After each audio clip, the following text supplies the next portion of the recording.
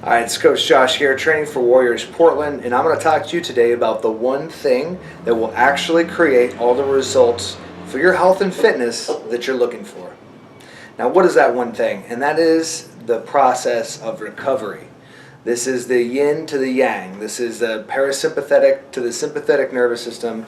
This is the relaxation phase that comes after the contraction that gives you the result that you want. Whether that result is to build muscle, to burn fat, or feel good, it's actually in the recovery phase, part of the recovery process, that gets you to your goal. To the training, you're breaking the muscle down. You're actually, even though you're building up your nervous system's capacity and you're strengthening yourself, you're actually weakening, breaking yourself down, and producing cortisol and stressing your body out. So at the end of your workout, some of you have already know this, have felt this, you're going to be weaker than you were at the start.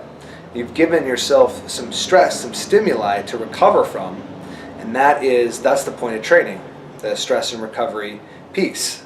And as you continue to train yourself, your capacity to lift heavier and heavier weights improves. And as Mark Rippetoe famously said in his book Practical Programming, you're not just training your ability to be strong, you're actually training your body's recovery systems. So you're training your ability to adapt to stress. And one of my favorite quotes is from an old bodybuilder. I forget who it is, some guy from the 80s who once said, "I don't believe in overtraining, I believe in under-recovery." And boom. And that's so true, because if you're somebody who's doing 2-a-days in high-intensity interval training and high-rep bodybuilding, and you're blasting yourself, if you're eating right, if you're sleeping well, and if you're juicing on human growth hormone and testosterone like he was, man, he felt great the next day. So steroids are just the ultimate recovery tool, because they produce so much anabolic hormones, or you're injecting yourself with so much anabolic hormones that you are blasted with recovery juice in essence, right? So basically, the only thing that the sign of overtraining, you can overtrain from almost anything as long as you exceed your body's ability to recover from it over the long term, right? So we've all had workouts that we weren't recovered from the day after, the next day, or maybe even 3 days after, right? The DOMS, the attack of the DOMS, where you're feeling that muscle soreness. But if you continually have this, training that you can't recover from, in time for your next training bout, then you're getting weaker and weaker and weaker. So essentially, that's your litmus test for overtraining as well. If you are unable to recover from your training in time for your next bout of training, you're getting into overreaching territory, which is fine. Do it for too long and then becomes overtraining. So recovery means hydration, means sleep, means food, it means active and passive rest. So it's sleep, play, things like that. Light exercise, workouts. Our first recovery topic is going to be nutrition.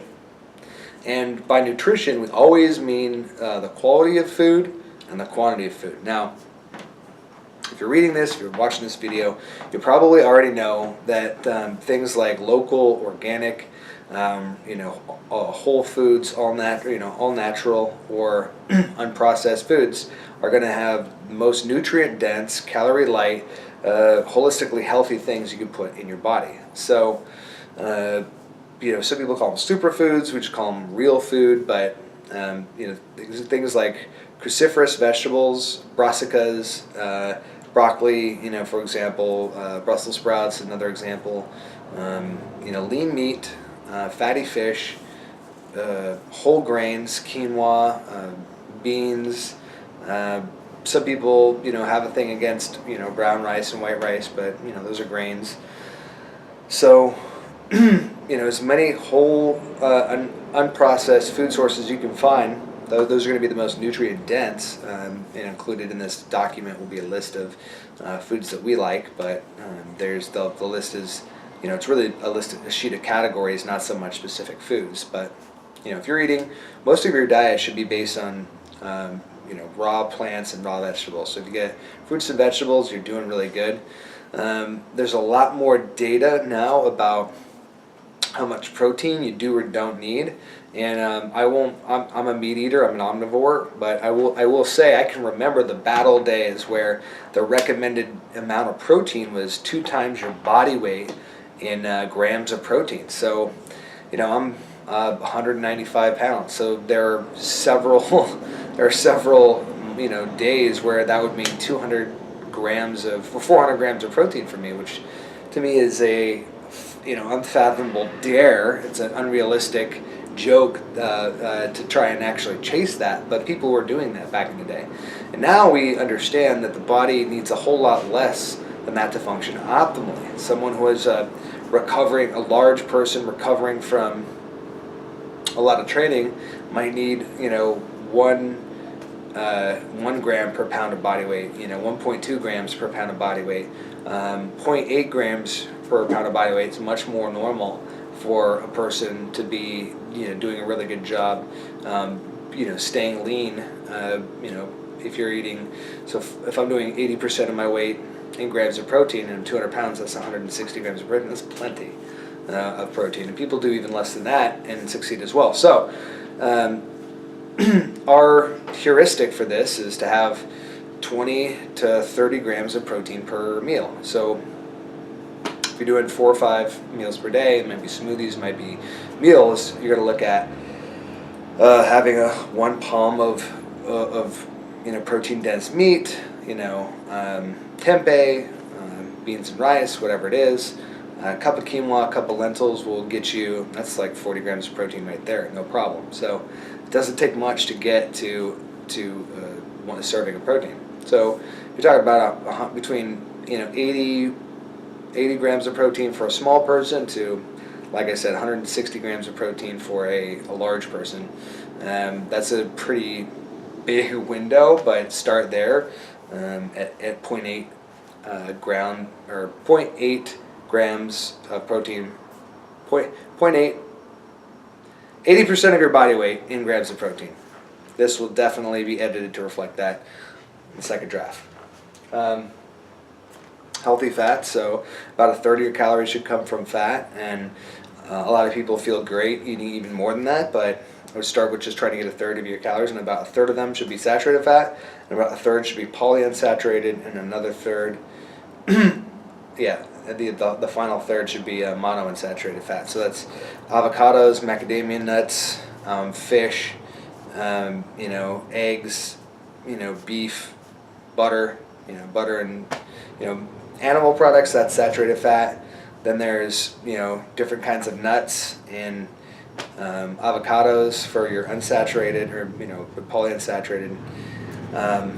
Don't worry, we'll attach a list for all the different kinds of fats that you can have in your diet. That should be another 30 calories, and then the rest should be carbs. So thinking about your whole grains, your fruits and vegetables.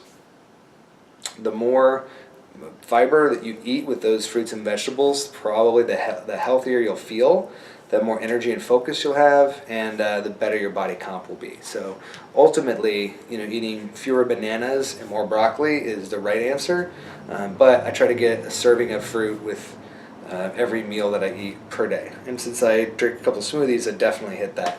So I like me some berries in my smoothies. And then on food, again, at the 50,000 foot level, it's not eating until you're totally full. It's eating until you're only 80 to 60% full. So eating until you're not hungry versus eating until you can't physically eat anymore. I know that's a big one for me. I still work on that. I'm always trying to eat more and more and more. But if you can get yourself to get in the habit of stopping your meal when you no longer feel full or when you no longer feel hungry, it's going to be easier to stay on plan. And it could be as simple as just getting a smaller plate. Because you're going to we all have a tendency to fill up our plates with whatever food we're eating. If we get a smaller plate, break it down to a palm of protein, fill the rest up with fats and carbs, you're probably going to be all right, and it's going to help you, again, recover faster, build muscle, burn fat. There are volumes written about nutrition and diet, and there should be volumes because it's a dense subject, and it's kind of the X factor of fitness. So you should get smarter on that. And I recommend books like It Starts With Food, books like Body for Life, books like Happy Body by Jerzy and Aniela Gregorek, and then let's see, just about there's many more than that, but check out those resources, get smart on food, get serious about your recovery, and you will definitely be successful. We'll talk more about how to decide how much to eat in our next video, but until next time, this is Coach Josh from Training for Warriors Portland, helping you bring out the warrior within.